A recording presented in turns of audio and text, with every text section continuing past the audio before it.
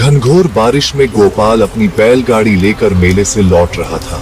आकाश में काले बादल गरज रहे थे और बिजली की चमक से पूरा जंगल डरावना लग रहा था। शाम ढल चुकी थी और अंधेरा तेजी से चारों ओर फैल रहा था।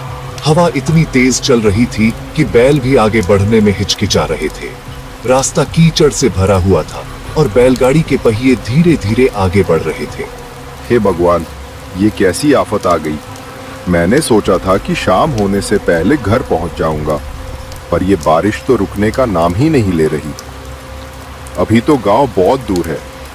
रात में इस जंगली रास्ते पर अटक गया तो बड़ी मुसीबत होगी। घर वाले भी परेशान हो रहे होंगे। काश मैं मेले में इतनी देर नहीं रुकता। बारिश और भी तेज होती जा रही थी। पानी की बूंदें इतनी तेज गिर रही थीं कि चेहरे पर चोट सी लगती थी। बिजली बार बार चमक रही थी और गड़गड़ाहट से धरती कांप उठती थी। चारों ओर सन्नाटा था। कोई इंसान, कोई आवाज नहीं, बस बारिश की आवाज और जंगली जानवरों की दूर से आती हुई अजीब आवाजें। गोपाल का दिल धड़क रहा था। उसने कई बार इस रास्ते के बारे में डरावनी कहानियां सुनी थी, पर दिन में यह रास्ता सुरक्षित लगता था। अब रात में इस तूफानी बारिश में सब कुछ बदल गया था। तभी उसे दूर से एक घंटी की आवाज सुनाई दी। Ton ton ton. ये आवाज बारिश की आवाज के बीच भी साफ सुनाई दे रही थी। गोपाल ने ध्यान से सुना। हाँ, ये किसी मंदिर की घंटी की आवाज थी। अरे, यहाँ तो कोई मंदिर है। शायद भगवान ने मेरी सुन ली। चलो, रात यहीं बिता लेता हूँ। मंदिर में रुकना सुरक्षित रहेगा। सुबह होते ही निकल जाऊंगा। कम से कम भीगने और ठंड से तो बच जाऊंगा। गोपाल ने बैलों को उस आवाज की दिशा में मोड़ दिया। थोड़ी दूर चलने के बाद उसे एक पुराना शिव मंदिर दिखाई दिया। मंदिर पत्थर का बना था और काफी पुराना लग रहा था, पर अजीब बात यह थी कि मंदिर के अंदर से रोशनी आ रही थी। गोपाल ने अपनी बैलगाड़ी मंदिर के पास रोकी और जल्दी से अंदर की ओर भागा। मंदिर पुराना था, पर अंदर साफ सुथरा था। शिवलिंग के सामने दिए जल रहे थे और धूप की खुशबू आ रही थी। ऐसा लग रहा था जैसे किसी ने अभी अभी पूजा की हो, पर कोई दिखाई नहीं दे रहा था। प्रणाम महाराज, कोई है यहाँ? मैं गोपाल हूँ। इस तूफानी रात में मुझे शरण की जरूरत है। कोई सुन रहा है मेरी बात? कुछ देर बाद मंदिर के पीछे के कमरे से सफेद धोती पहने एक बुजुर्ग साधु बाहर आए। उनकी लंबी सफेद दाढ़ी थी और माथे पर त्रिपुंड लगा हुआ था। उनकी आंखें शांत थीं, पर चेहरे पर गहरी चिंता के निशान थे। वे गोपाल को देखकर कुछ देर चुप रहे, फिर धीरे से बोले, आओ बेटा, आओ। इस भयानक रात में तुम यहाँ कैसे भटक गए? ये रास्ता तो रात में बहुत खतरनाक है। तुम्हें पता नहीं क्या यहाँ इस जंगल में तुम अकेले आ गए? महाराज, मैं पास के गांव रामपुर से हूँ। आज मेले में गया था कुछ सामान लेने। सोचा था कि शाम से पहले घर पहुंच जाऊंगा, पर रास्ते में ये तूफानी बारिश शुरू हो गई। अब आगे जाना मुश्किल है। अंधेरा भी बहुत हो गया है। अगर एक रात यहाँ रुकने की इजाजत मिल जाए तो बड़ी कृपा होगी। सुबह होते ही मैं यहाँ से चला जाऊंगा। आपको किसी तरह की कोई परेशानी नहीं होगी। साधु ने गहरी सांस ली। उनका चेहरा गंभीर हो गया। वे कुछ देर तक गोपाल को देखते रहे, फिर बोले, ठहरो तो बेटा, मंदिर में आए हो तो ये तुम्हारा ही घर है। पर एक बात बहुत ध्यान से सुनो और याद रखो, आधी रात के बाद मंदिर से बाहर बिल्कुल मत निकलना। चाहे कुछ भी हो जाए, चाहे कोई कितना भी बुलाए, किसी की आवाज सुनो या कोई मदद मांगे, तुम इस मंदिर की सीमा से बाहर कदम मत रखना, समझे? ये बहुत जरूरी है। गोपाल को यह बात बहुत अजीब लगी, पर साधु के चेहरे पर जो गंभीरता थी उससे लग रहा था कि वे मजाक नहीं कर रहे थे। गोपाल ने सोचा कि शायद रात में कोई जंगली जानवर आते होंगे, इसलिए साधु डरा रहे हैं। जी महाराज, मैं ध्यान रखूंगा। मैं बाहर नहीं जाऊंगा। साधु ने उसे एक कोने में बैठने के लिए कहा।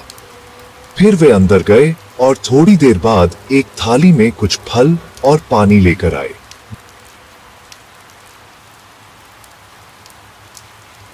बेटा यहां ज्यादा कुछ नहीं है, बस यही फल खा लो और आराम कर लो। मैं पीछे के कमरे में रहता हूं, अगर कुछ जरूरत हो तो आवाज लगा देना। गोपाल ने फल खाए और पानी पिया। बाहर अभी भी बारिश हो रही थी। साधु ने उसे एक पुरानी चटाई और कंबल दिया। गोपाल ने शिवलिंग के सामने प्रणाम किया और एक कोने में लेट गया।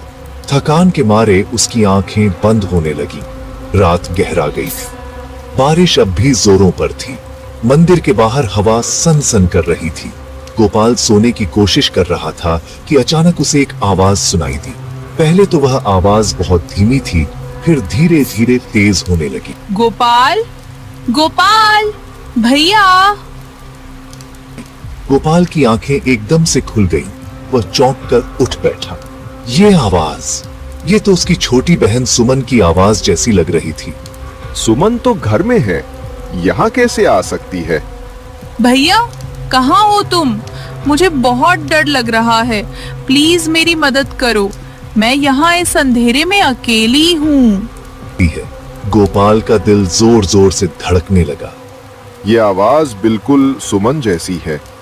वही तरीका, वही लहजा जिसमें वो मुझे बुलाती थी जब डर जाती थी। गोपाल उठा और धीरे धीरे मंदिर के दरवाजे की ओर बढ़ने लगा। गोपाल का हाथ दरवाजे की ओर बढ़ा। उसका मन कह रहा था कि वह बाहर जाकर देखे। अगर सच में सुमन है तो, अगर उसे वाकई मदद चाहिए तो वह अपनी बहन को ऐसे खतरे में कैसे छोड़ सकता है। तभी अचानक एक हाथ ने उसका हाथ मजबूती से पकड़ लिया। साधु खड़े थे। उनकी आंखों में गंभीरता थी। नहीं बेटा, रुको, एक कदम भी आगे मत बढ़ाओ। ये धोखा है। तुम्हारी बहन यहां नहीं है। ये छाया है जो इस जंगल में भटकती है। जो भी आधी रात के बाद इसकी आवाज सुनकर बाहर जाता है, वो सुबह तक कभी वापस नहीं आता। मैंने कई लोगों को खोते देखा है। पर महाराज, ये आवाज तो बिल्कुल मेरी बहन सुमन जैसी है। वो वैसे ही मुझे भैया कहकर बुलाती है। अगर वो सच में यहाँ फंसी है तो? साधु ने उसका हाथ और कसकर पकड़ा। यही तो इसकी चाल है बेटा। ये छाया तुम्हारे मन को पढ़ लेती है, तुम्हारे सबसे प्रिय व्यक्ति को पहचान लेती है और उसी की आवाज निकालती है। ये जानती है कि तुम अपनी बहन के लिए कुछ भी कर सकते हो, इसलिए तुम्हें बाहर बुलाना चाहती है। कई यात्री इस जाल में फंस चुके हैं। कई परिवार बर्बाद हो चुके हैं।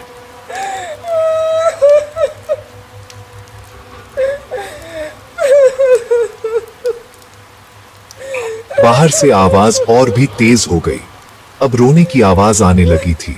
भैया, मुझे बचाओ, मैं यहाँ फंस गई हूँ। बारिश में मैं रास्ता भूल गई। प्लीज बाहर आओ और मुझे ढूंढो। मुझे तुम्हारी बहुत जरूरत है। भैया प्लीज मुझे छोड़ मत दो। बहुत डर लग रहा है, ठंड भी बहुत है। तुम्हारी सुमन को बचा लो। गोपाल की आंखों में आंसू आ गए। उसका मन बुरी तरह से छटपटा रहा था।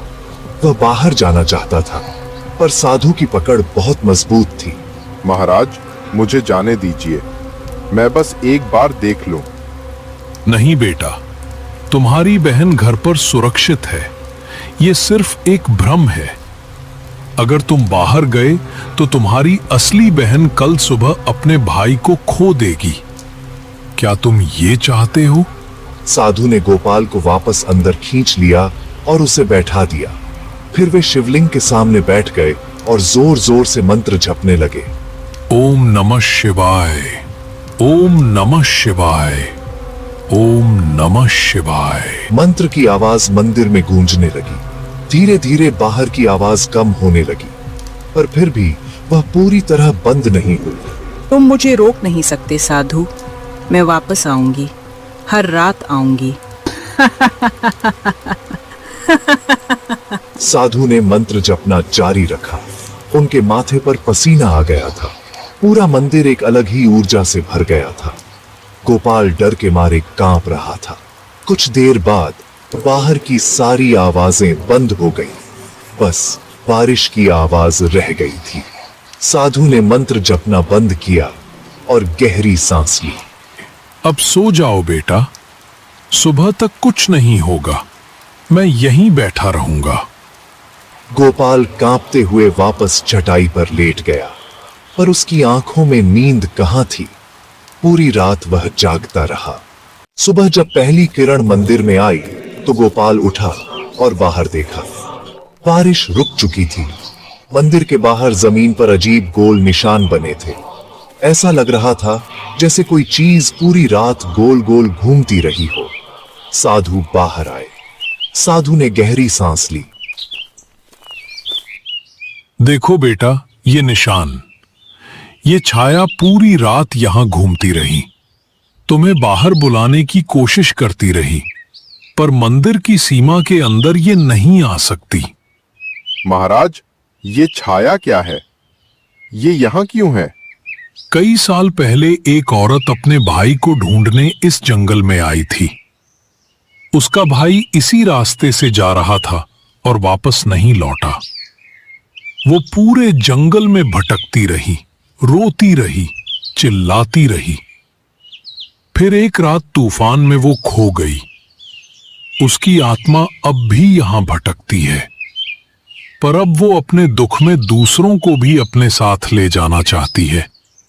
ये हर तूफानी रात को आती है और यात्रियों को बुलाती है। गोपाल के रोंगटे खड़े हो गए। महाराज, अगर आप नहीं रोकते तो सुबह तक तुम्हारा कोई निशान नहीं मिलता। बस तुम्हारी बैलगाड़ी यहां खड़ी रह जाती और तुम्हारा परिवार तुम्हारा इंतजार करता रहता। गोपाल ने कांपते हाथों से साधु के चरण छुए। आपने मेरी जान बचाई महाराज। अगर आप नहीं होते तो पता नहीं क्या हो जाता। मैं आपका ऋणी हूं। बेटा, ये मेरा कर्तव्य है। भगवान शिव का मंदिर है ये। जो भी यहां आश्रय लेता है उसकी रक्षा करना मेरा धर्म है। अब जाओ, अपने घर जाओ। तुम्हारा परिवार तुम्हारा इंतजार कर रहा होगा। पर याद रखना, जब भी रात में अकेले सफर करो तो किसी अनजान आवाज पर कभी भरोसा मत करना। सब कुछ जो दिखता और सुनाई देता है वो सच नहीं होता। और हमेशा याद रखना, तूफानी रातों में सफर करने से बचना। गोपाल ने शिवलिंग के सामने प्रणाम किया। फिर वह अपनी बैलगाड़ी की ओर गया। बैल सुरक्षित खड़े थे। उसने बैलगाड़ी तैयार की और साधु को आखिरी बार प्रणाम करके वहां से रवाना हो गया। रास्ते भर वह रात की उस घटना के बारे में सोचता रहा। वह आवाज कितनी असली लगी थी। अगर साधु नहीं होते तो शायद आज वह जिंदा नहीं होता। सुबह की धूप में वह जंगल अब डरावना नहीं लग रहा था। पक्षी चहचहा रहे थे और हवा में ताजगी थी। दोपहर तक गोपाल अपने गांव पहुंच गया। घर पहुंचते ही उसने सबसे पहले अपनी बहन सुमन को देखा। वह घर के आंगन में खेल रही थी। उसे कुछ नहीं हुआ था। वह बिल्कुल सुरक्षित थी। गोपाल की आंखों में आंसू आ गए। उसने सुमन को गले लगा लिया। सुमन हैरान हो गई। सुमन, तू ठीक है ना? हाँ भैया, मैं ठीक हूँ, पर आप रो क्यों रहे हैं? कुछ हुआ क्या? नहीं बेटा, कुछ नहीं। बस तुझे देखकर बहुत अच्छा लग रहा है। उस दिन के बाद गोपाल ने अपने परिवार को पूरी कहानी सुनाई। गांव में यह बात फैल गई। सबको पता चल गया कि उस जंगल में क्या होता है। अब गांव वाले रात में उस रास्ते से नहीं जाते थे, और अगर कभी कोई भटक जाए तो वे उसे उस मंदिर का रास्ता बता देते। गोपाल हर महीने उस मंदिर जाता और साधु को प्रणाम करता। वह अपने साथ पूजा का सामान और फल ले जाता। साधु उसे आशीर्वाद देते। कहते हैं आज भी वह छाया उस जंगल में भटकती है। हर तूफानी रात को वह आती है और यात्रियों को अपनी आवाज से बुलाती है। पर अब लोगों को पता है, अब वे जानते हैं कि रात में उस रास्ते से नहीं जाना चाहिए, और अगर कोई भटक जाए तो उस शिव मंदिर में शरण लेनी चाहिए, क्योंकि वहां साधु महाराज हैं और वहां भगवान शिव का आशीर्वाद है।